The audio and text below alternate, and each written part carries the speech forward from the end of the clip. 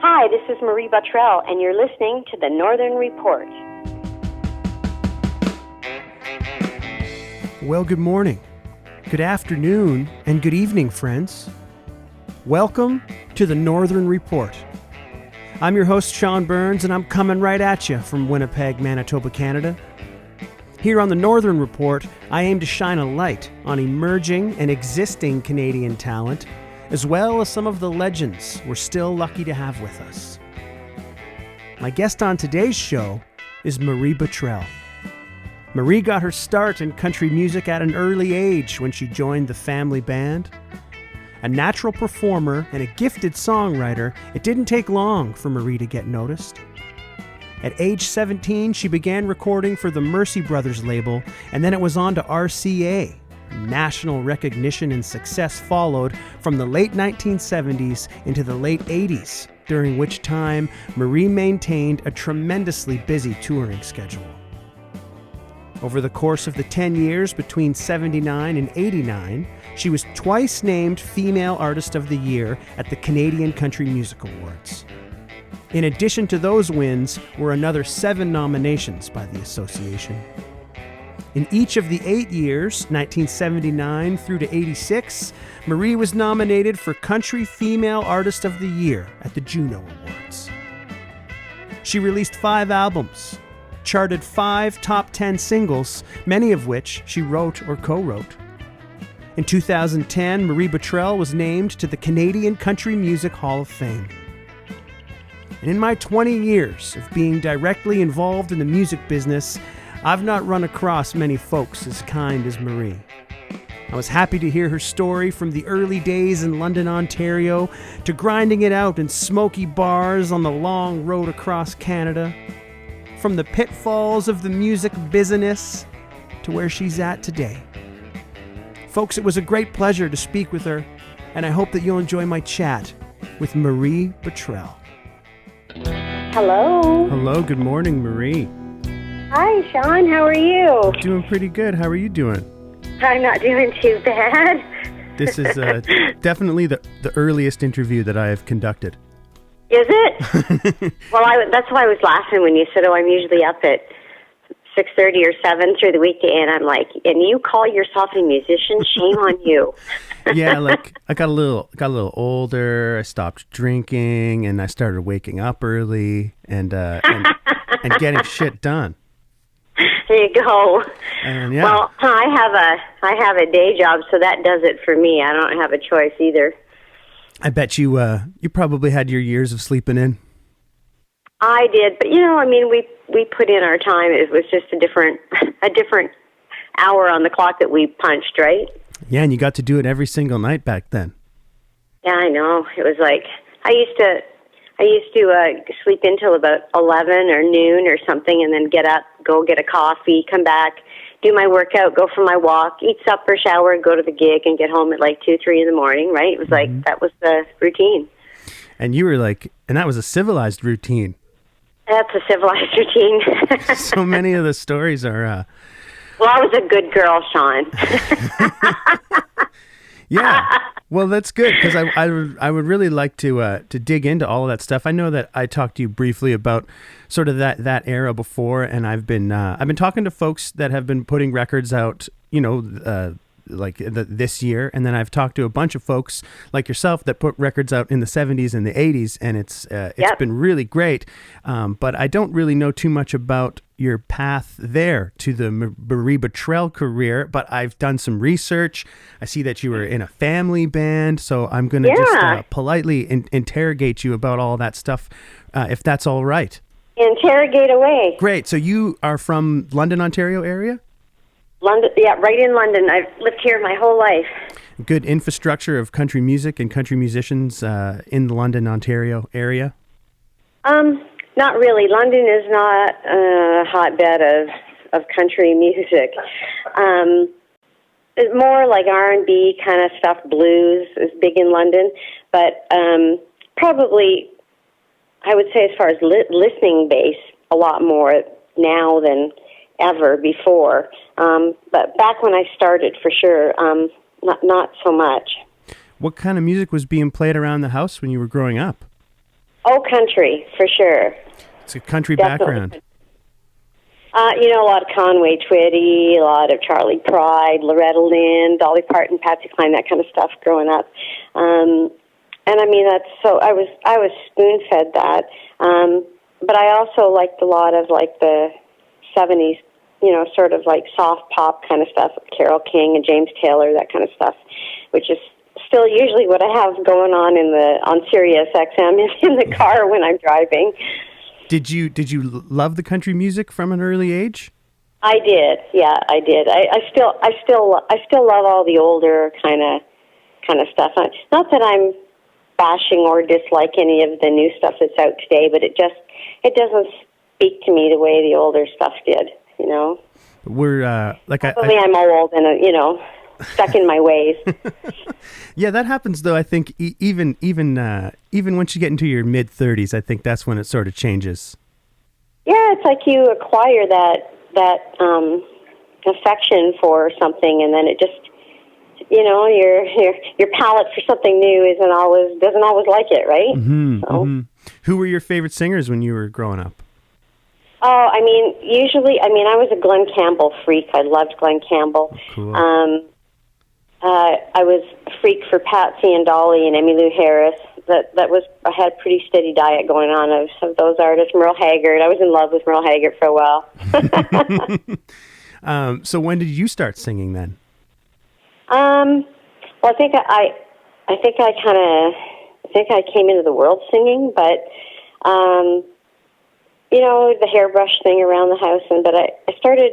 My brother formed this little family band, and I wanted to be in it. My sister was in it, and she played bass. My brother played electric guitar and fiddle, and I wanted to be in this band. And he was like, buzz off, you're just a stupid kid. You can't be in this band, that kind of thing. So I got his Ovation guitar, and I taught myself to sing "I'm Proud to Be an Okie from Muskogee" by Merle Haggard. And I went and I auditioned. For the family band. For the family band. Yeah. And so then I joined the family band and started singing pretty well everything. And it just kind of went from there. The Mercey Brothers, we sent in a demo tape to they had a big studio in Elmira at the time, and they published some of my songs that I was writing. I started writing, by the time I was about 11. And so they published a few tunes, and then I recorded 2 albums on the Mercey's label, and when I went out on my own then at like 16, and then got signed to RCA Canada and had 3 albums with them. So, yeah. Are you the youngest in the family band then? I am. I'm the youngest. I'm the baby. And your parents, are they involved in the group? No, except for my mom used to sew all of our stage clothes for us, and my dad helped lug gear. There's 3 girls and my brother. That was it. What kind of jobs are you guys playing? Oh, we did a lot of weddings, and we played at a lot of Army Navy Legions, and then private company parties and stuff like that. Are you playing hardcore country, or are you also playing sort of hits of the day?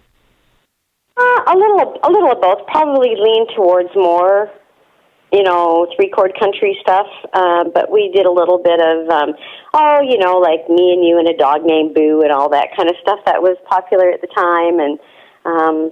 And then of course there was always a square dance caller usually at some of the gigs, right? They'd get up and we'd have to play the, Rubber Dolly. My brother would play that on the while they did square dance tunes, and right. Yeah. So were you immediately comfortable up on stage and performing? You know what? That's actually where I feel most at home, is up on stage singing. That's my comfort zone. Yeah, I know what you mean. I the first few times I did it and didn't feel overly nervous and felt really comfortable, and it took me a while to realize that not everyone is so lucky like that. Right. I wouldn't say it's nervous before I go on stage now, but it's like that nervous anxiety, pent up energy, like a bull ready to go out of the chute, kind of like that. You just want to get out there and then kind of settle in. Yeah. You got something to prove. What's that? Like you got something to prove. Right. Yeah. Right. So the only time I'm ever nervous where it's like a bad nervous is if,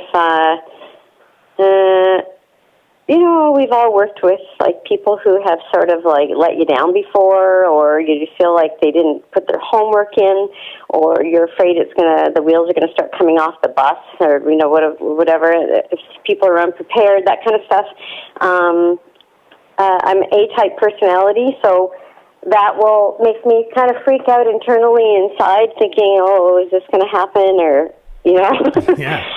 That makes me bad nervous. But as far as just, I don't have stage fright, though. Like, that doesn't bother me to be on stage at all.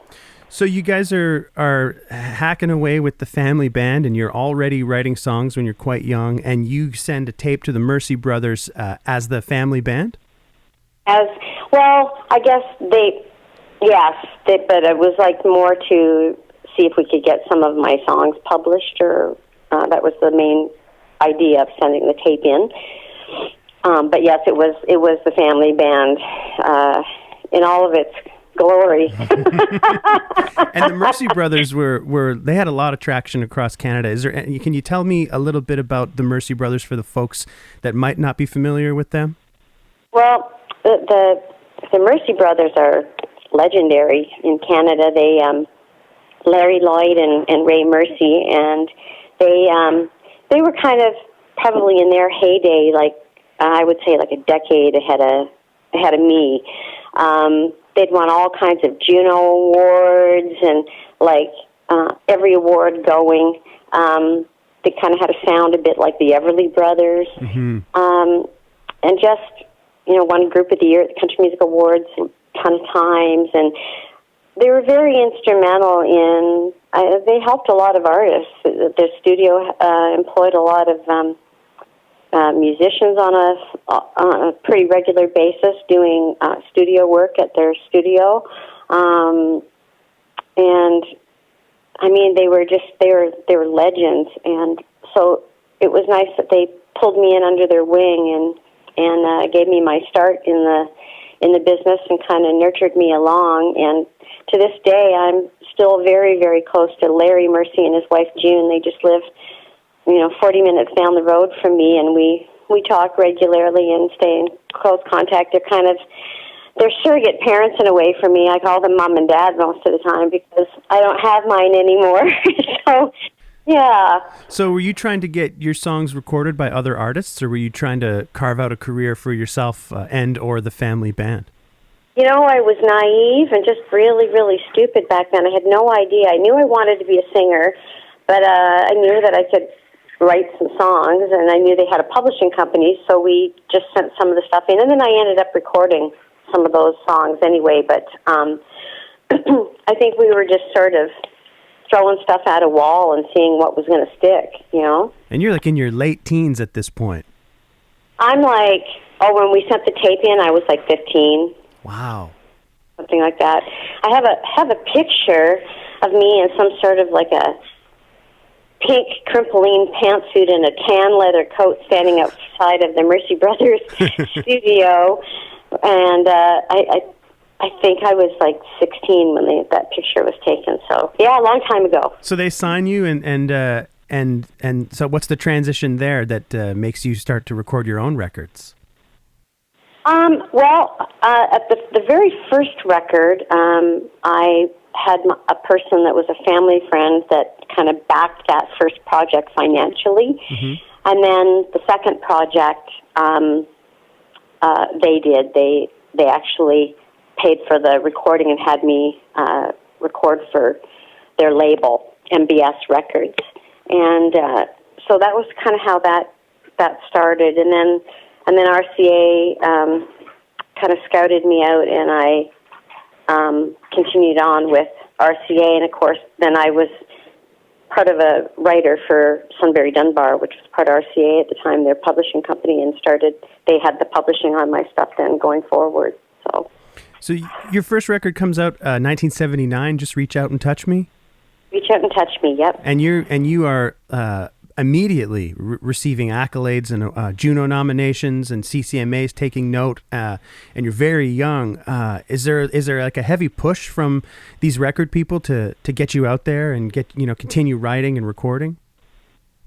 Well, I mean, maybe there was, but I didn't really take note of that, or really, I didn't feel any kind of pressure from that, because I'm very driven, and that's what I wanted to do, and that was my whole focus. And so I was happy as a clam, right, to be out and doing what I wanted to do. So I never really felt pressure from labels in general, like ever, when I was, it was a different era than now. Things are done totally different now. I would have no idea as a new artist how to navigate my way right now if I was a new artist. Mm-hmm. It'd be difficult. Mm-hmm. I think there's some huge differences, and most notably, I guess, you were on the road, and I'd like to talk about that in a minute. You were on the road pretty heavily, and you're doing 6-nighters, probably almost, probably 50 weeks a year in those days. Yes. And you're getting, I know you're getting award nominations and all of this stuff, but are you getting played on commercial radio in Canada, like country radio? Yeah, mm-hmm. I had substantial airplay.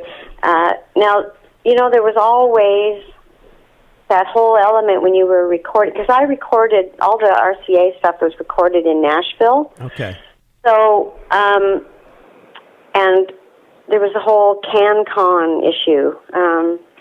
So it was very hard sometimes. It was like we'd find there might be a song that just, revealed itself when we were recording it as being, this song is a hit record, but it wouldn't qualify for CanCon content, and so would be like, we can't release that song as a single because you're a Canadian artist, you're not going to get the same airplay on it as if it's one that you wrote. And so that always was a tug of war, trying to balance all of that off. And the fact of the matter was, we were trying to get me signed in the U.S., so having a big U.S. producer and doing it down there was, in order to do that, that's what you had to do. And,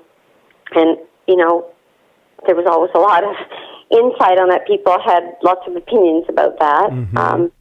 But that's the way it worked. That's how the machine rolled back then. And so you did what you had to do to try to further your career.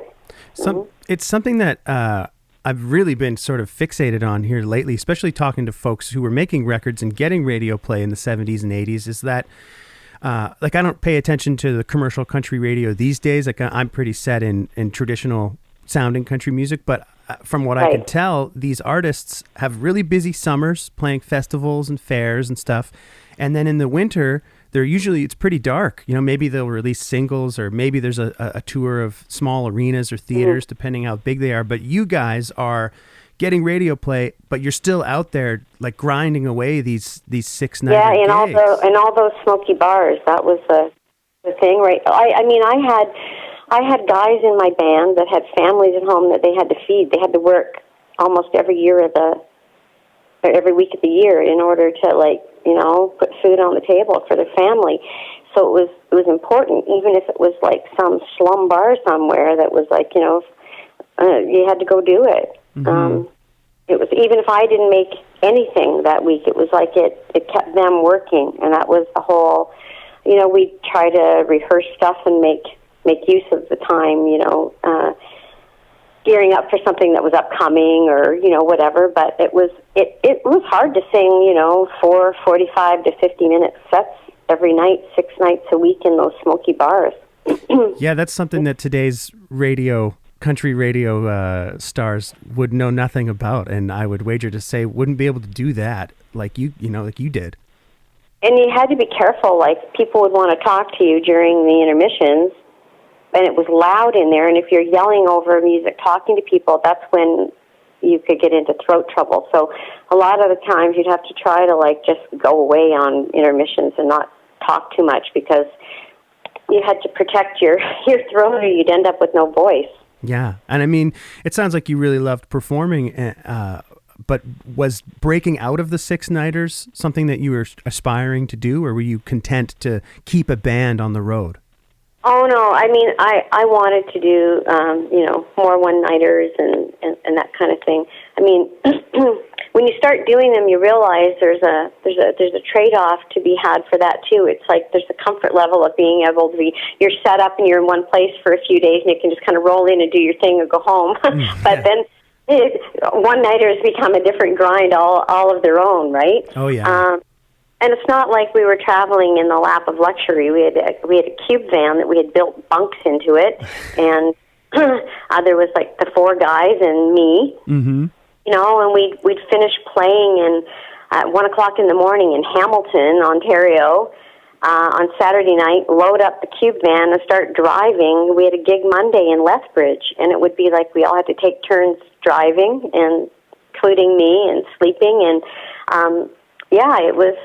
it was hard. You'd roll into Lethbridge on Monday and just feel like horrible, like you felt terrible, right? And try to grab a couple hours of sleep. Yeah, set everything up, sound check, and do your first show on Monday night, and then collapse. So you guys, were you guys based out of London? What's that? Was the band based out of London? No, they would be from the original Cottonwood that was my road band that went on the road with me. Bill and Dave Carruthers were from around Hamilton area. A couple of them were from Dresden, which is around Chatham area. So that was the first road band. So, how far west and how far east did that band go? That were in my band? Like when you guys were on the road, like how far were you traveling away from Southern Ontario? Oh, I think the furthest, Edmonton probably, out west, and PEI in the east. Were there some places that you especially liked playing in those days or looked forward to getting back to? Usually the east and the west. They were bigger country music fans out there, nicer big dinner clubs. Like we used to play the Barquet Ranch House in Saskatoon a lot, and the Pump in Regina, and in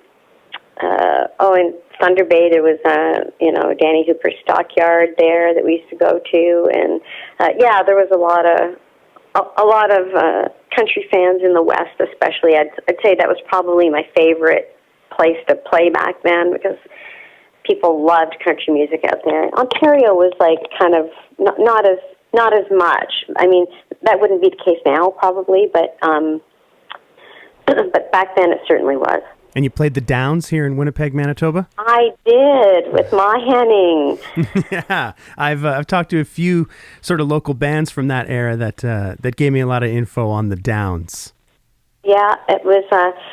We always had fun there, and I remember being so lonely there. Once I'd been on tour for, it seemed like forever with no breaks. I was homesick, and I had the guys in the band to talk to, but like no women around me. And there was a lady that worked in like the office there, because like for the hotel, her name was Cece, and she was an older lady, and she sort of.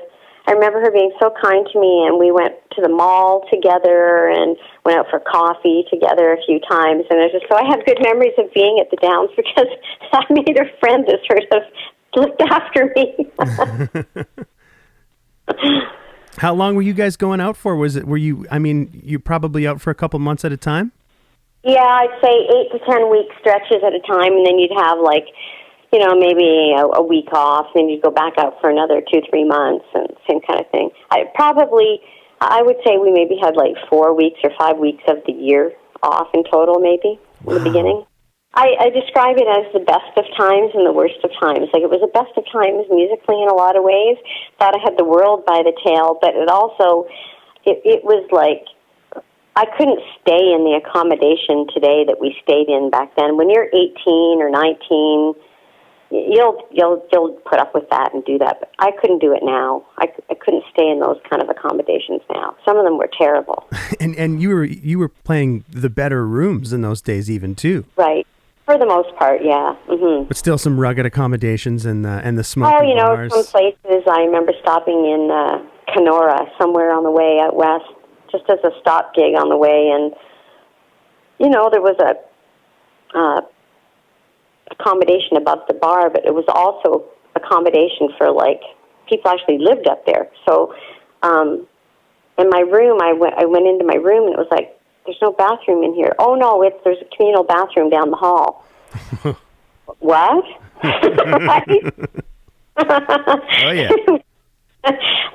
So some of those kinds of things, right? When you're a young girl and it's like, you're thinking, how am I going to put hot rollers in my hair and do all of this kind of stuff, right? Yeah. You got very creative. That must have been tough. Extension cords was always a must in your suitcase.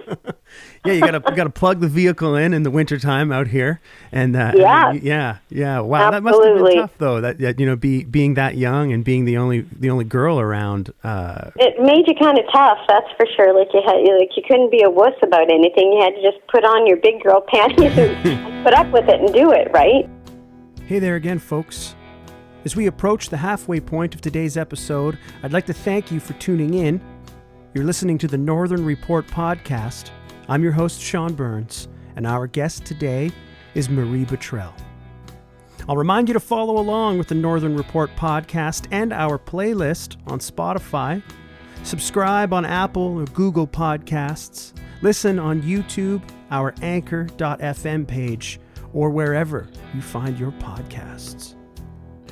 Sure, she came by it all rather honestly, but into the 1980s, Marie took it to an entirely new level apart from the comforts of the family band. She was on the road. Despite having commercial radio success across the country, she and her band were out there doing it in a fashion entirely foreign to today's pop country stars. She was the lone female of the bunch, and still, at a tender young age, it's hard to imagine those hurdles, but Marie seemingly navigated it all with grace and professionalism. The fact that she was able to maintain this busy schedule, displaying and receiving loyalty and respect amongst her band members, really speaks to those qualities of her character. And you're bound to hear stories of deals gone wrong, or artists getting the screws put to them, as it were, especially in the days at the height of the recording industry with money to burn. No matter how many times you hear those stories, or how eerily similar one can be to the next, you still can't stop that feeling of a sharp pain in your guts. We'll dig into the back half of the 1980s, and of Marie's very own brush with the ugly side of the business next. But you were lucky, you kept the same players, the same group of guys as your road band for a little while?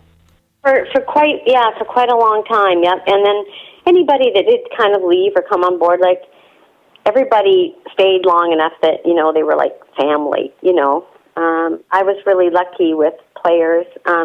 All of them were nice people and usually, would look out for me because I was usually still pretty young. That was a weird dynamic. I was kind of in some ways in charge of running the whole thing while we were out there, but everybody was older than me, so I had to learn how to get along with people. I had good people skills for the most part because I had to, right? Yeah. I mean, are you answering to agents and management at that time as well? Are you handling all that? I had management at the time, but I would always be the one that had to go and collect all the money from bar owners, and go to the bank on Monday, that kind of thing. I always had to make sure that there was fuel in the truck in case places were closed when you were done playing and you had to leave. There was all the radio interviews. I did a lot of radio interviewing when I was out on the road. You'd, play all night and have to get up early in the morning and be at a radio station for 7 o'clock in the morning to do the morning show or that kind of thing. So yeah, I loved it, but there's no doubt about it. It was hard work. You record those first two records up here in Canada with Canadian players, and then by the third record, you've been sort of sent down to Nashville to do it? Right. And in fact, did get signed to RCA Nashville, but that it ended before it happened. Jerry Bradley signed me to a deal, and then we had the first single picked, everything ready to go, and he announced his retirement. And Joe Galante took over RCA at the time in Nashville, and he didn't honor any signings that happened prior to him coming onto the label. So I lost the deal before it ever got off the ground. Oh, bummer. But RCA Canada takes over? Still, I released another album, I think, with RCA Canada, and then same thing happened. Ed Preston had signed me here in Canada, and he had left the label, and then the new guy that took over hated country music, so he cleaned the whole roster as your contract came up for renewal. Cleaned the roster of any country artist, and so then I didn't have any record label at that point. And then I had a huge mess, falling out, lawsuit, whatever, with my management company. So there I was with no management and no record deal, and I actually had to file for bankruptcy. Wow. And all of my songwriting royalties, there was bills that had not been paid, so that I didn't know because I wasn't the one handling my own affairs at that point.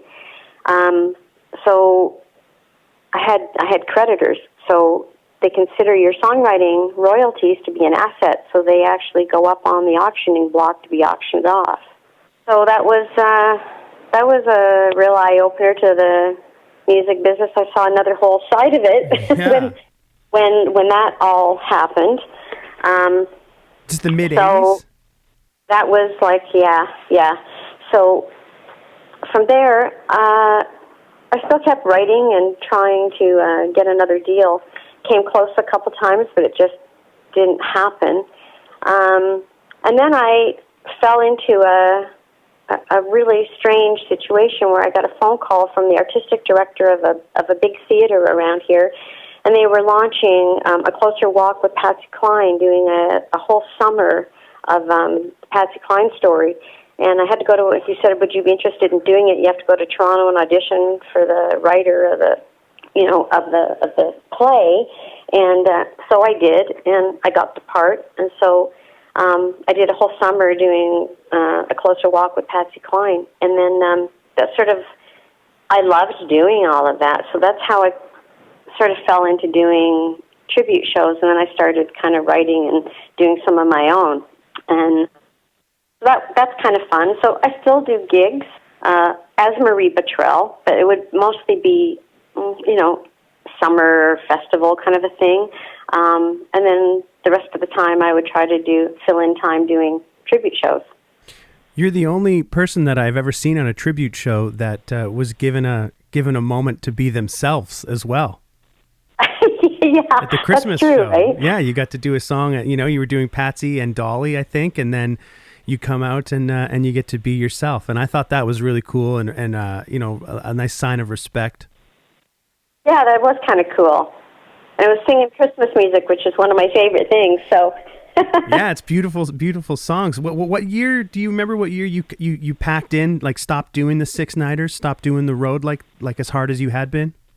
Oh, I would say roughly 87-ish, probably. It was still thriving? Like there were still a lot of bands on the road doing 6-nighters, or was it sort of slowing down by then? Maybe starting to slow down a little bit. I think the 90s really is when the whole... I think the 90s are when the whole smoking, in bars and stuff started to kind of change people's mentality about that, and that, that affected a lot of things.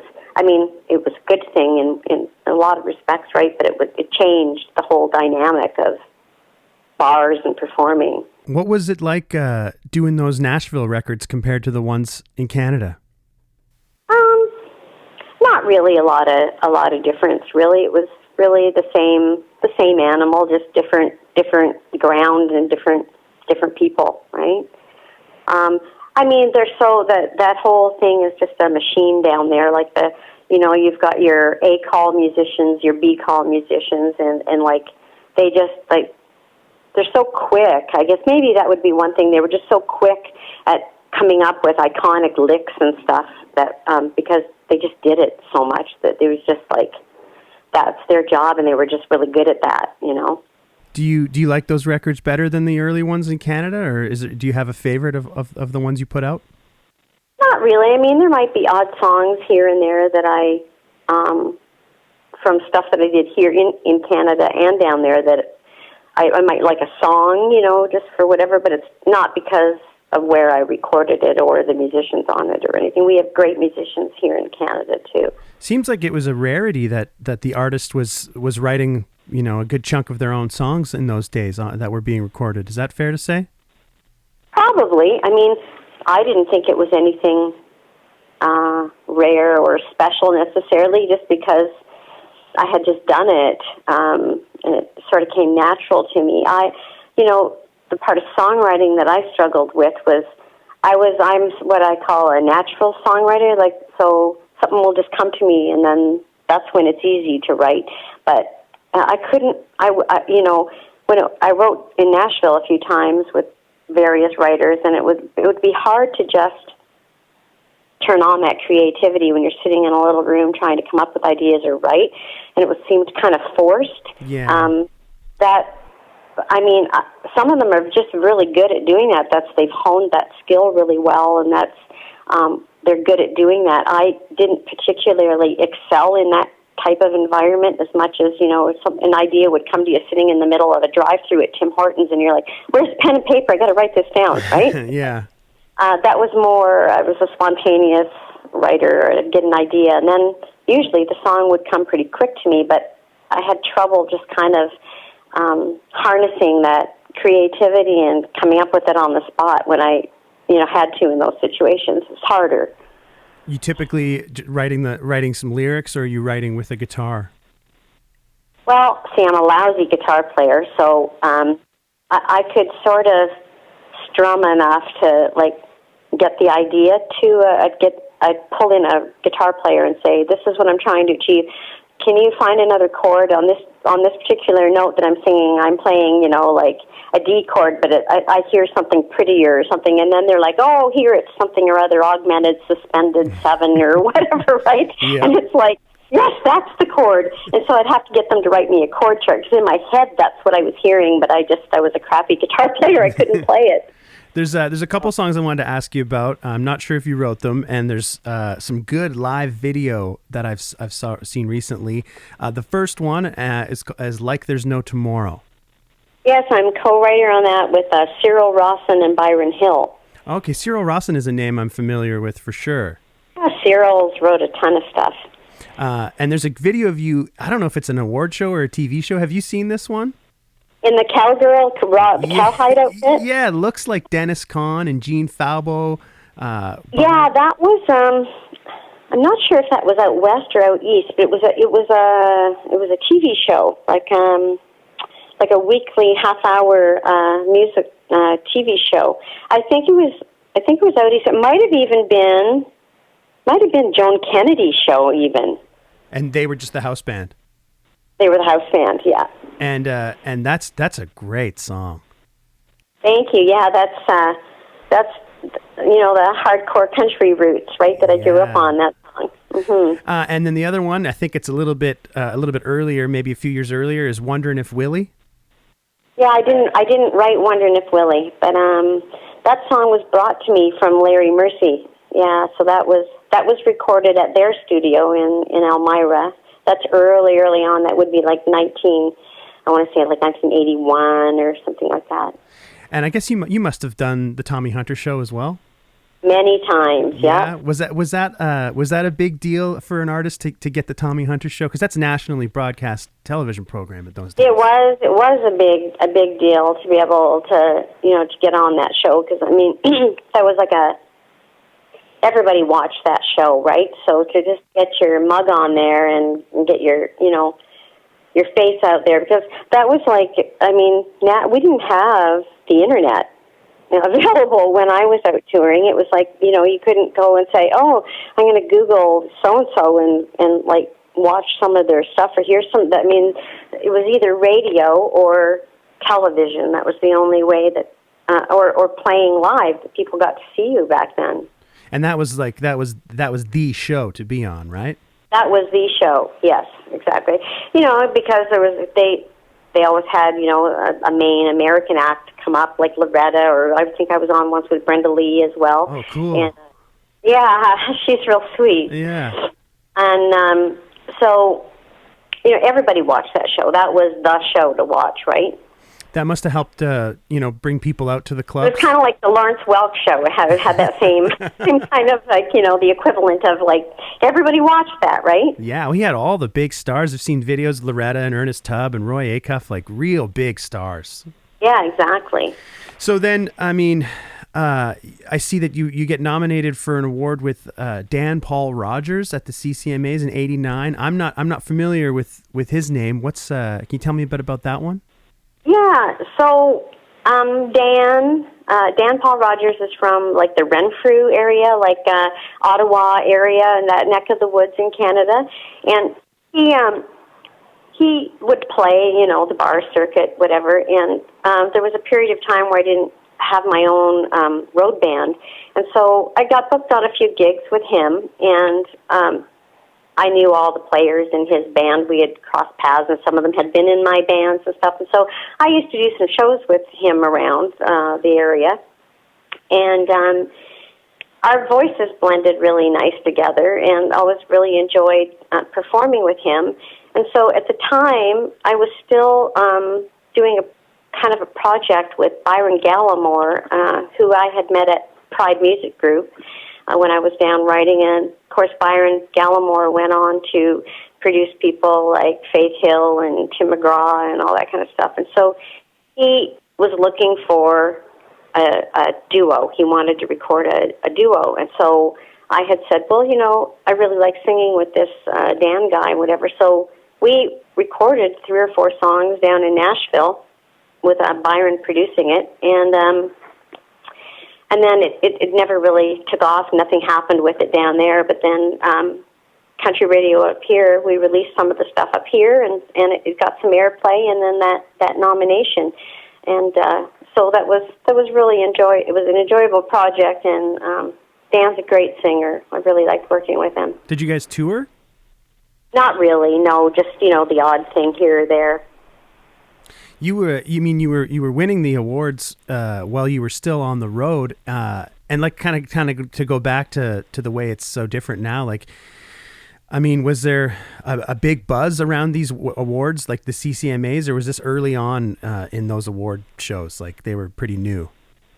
Well, the first the award shows that I would have won Female Vocalist of the Year at were not televised. Like they would be in like a ballroom somewhere. And okay. Just the industry would be there, and so the whole broadcast of the CCMAs that really wasn't a thing when I was kind of at the peak of my career. Who were some of the other acts that you really enjoyed in those days? I mean, I know it would have been hard to find the time to go see other bands because you're busy yourself all the time, but was there other singers? You did see them, though, at festivals and stuff. So I used to hang out a lot with Tracy Brown and Anita Paris back in the day. And, in fact, the 3 of us recorded a little Christmas project once with a song called Snowflake. Mm-hmm. And so I used to hang out with Tracy Brown a lot back in the day. I used to really enjoy seeing Family Brown. They had great harmonies and put on a really great show.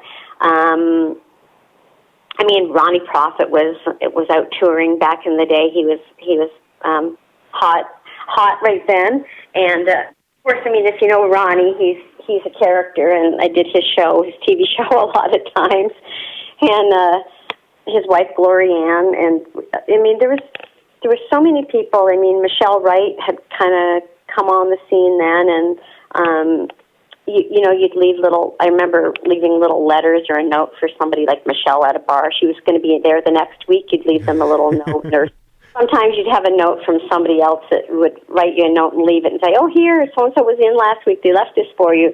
So it was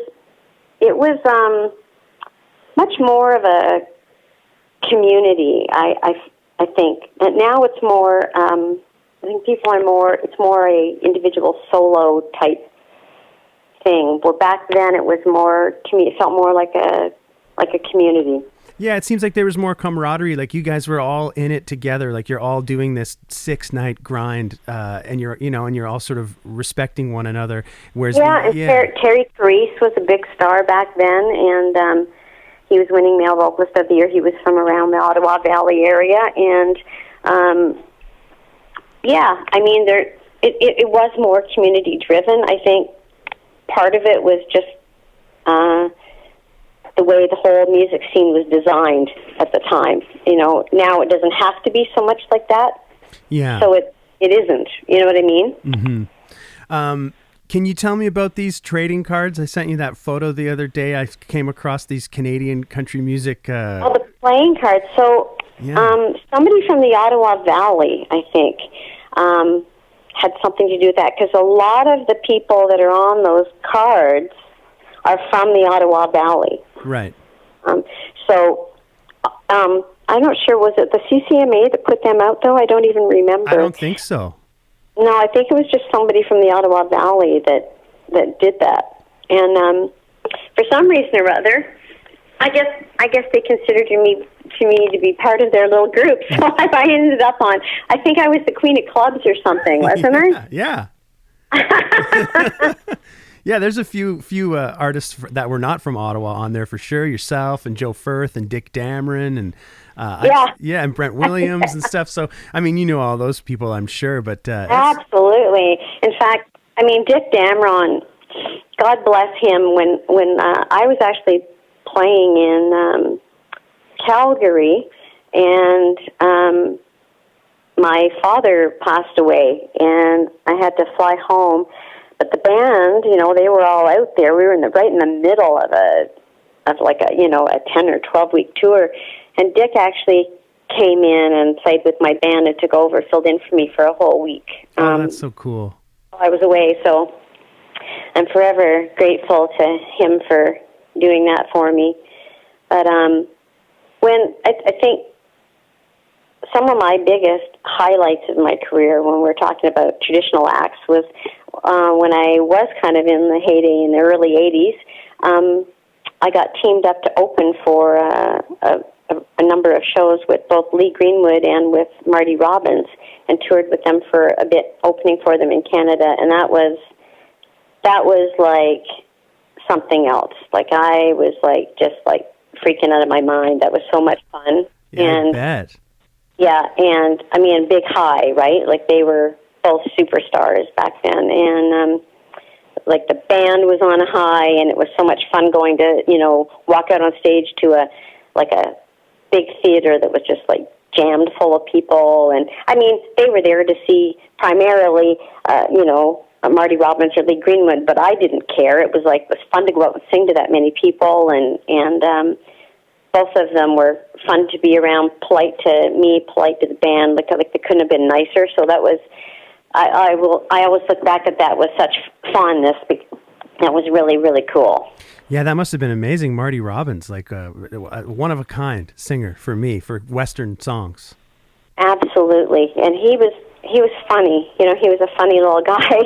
And I remember the very last show we had done enough shows with them to got to be kind of close to the band and stuff too, and we went and bought some pink carnations. He sang that song on the last show, and we were all standing in the wings, and we were firing these pink carnations at him from the side of the stage, and of course got a big laugh, right? And he thought that was pretty funny, so we had some fun. That's so cool. Any of the songs that you wrote that you're still real proud of? Oh, I don't know. I mean, I don't really have a favorite. There's a couple that really were never released as singles that I really wish they had have been. One called "It's So Easy to Love You." It's just, I always enjoy kind of singing that song. Probably "Does Your Heart Still Belong to Me?" And that one was a single. I won a SOCAN award for that song. That was a top 10. That was a top hit, and so yeah, Although I keep thinking, why did I record everything so in that high of a key? Because as I get older, it's harder and harder to sing. Yeah. It was funny. Lee Greenwood came down to my dressing room at one point, and this is he was classy, and he had my album in his hand and asked me to sign it for him. And I thought, that's class, right? And I knew that even back as a young girl, wow, that's really classy of that person to do that. It was really sweet. Yeah, I met some of the the American acts that are really kind of old school in that fashion, and they'll watch their opening band and they'll give you the time and respect, and I mean that gives you a lot of confidence when you're warming up for someone, I think. It does. You didn't feel like kind of like the outcast of the show. Yeah, or like you're in the way. Any artists or singers today that you're enjoying? I'm a big Keith Urban fan. I preferred some of his earlier on stuff, like the early stuff, Who Wouldn't Want to Be Me and all that kind of stuff. Yeah. But I mean, he's mega talented, and I still enjoy watching him perform. I don't know. I'm a huge Carrie Underwood fan. I think that she's a singer, and I really, really enjoy everything she does for the most part. Yeah, I mean, there's Lady Antebellum. I enjoy their stuff. But by and large, I tend to listen to the older stuff. Like I said, I either listen to the older stuff or I listen to early 70s pop stuff. Prior to the pandemic, you were still out there and doing a little bit of traveling and doing some shows. Is that something that you're looking forward to getting back to sooner than later, hopefully?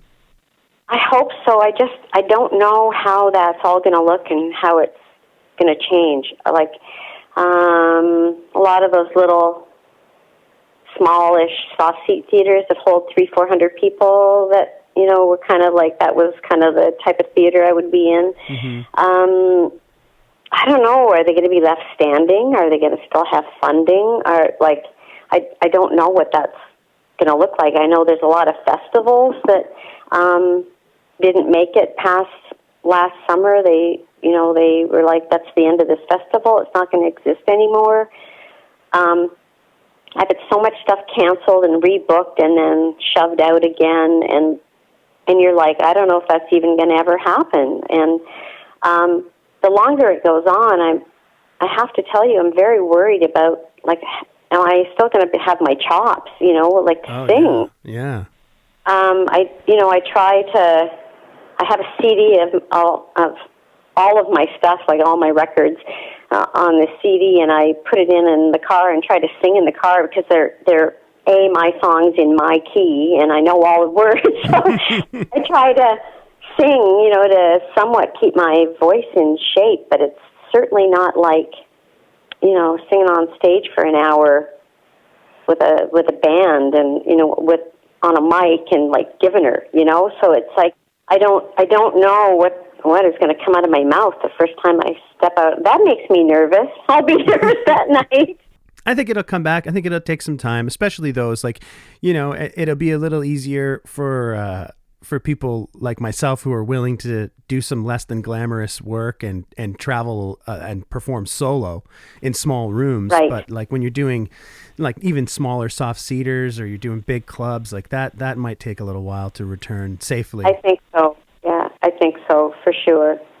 But I mean, the whole music industry has been affected by this, so it's like, we're all in that same boat together, so it's not much you can do about it, right? Yeah, it's true. It's true.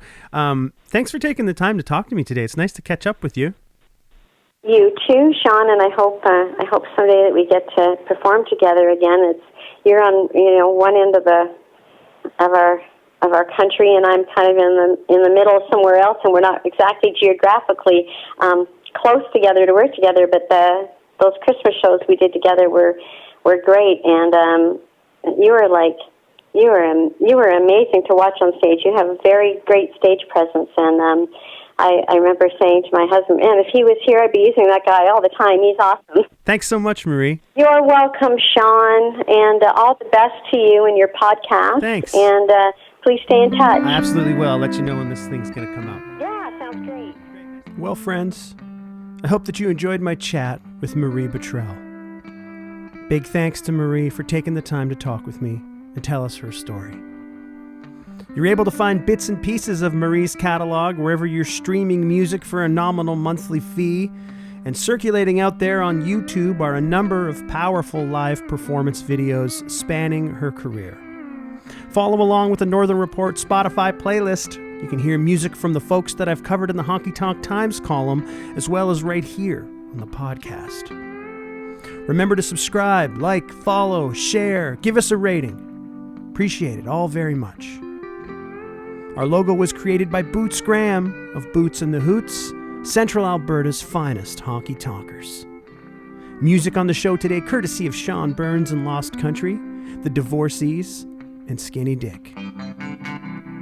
From local legends to regional stars to the cream of the Canadian crop, you'll find it all here on the Northern Report. Thanks for tuning in, folks. We'll chat later.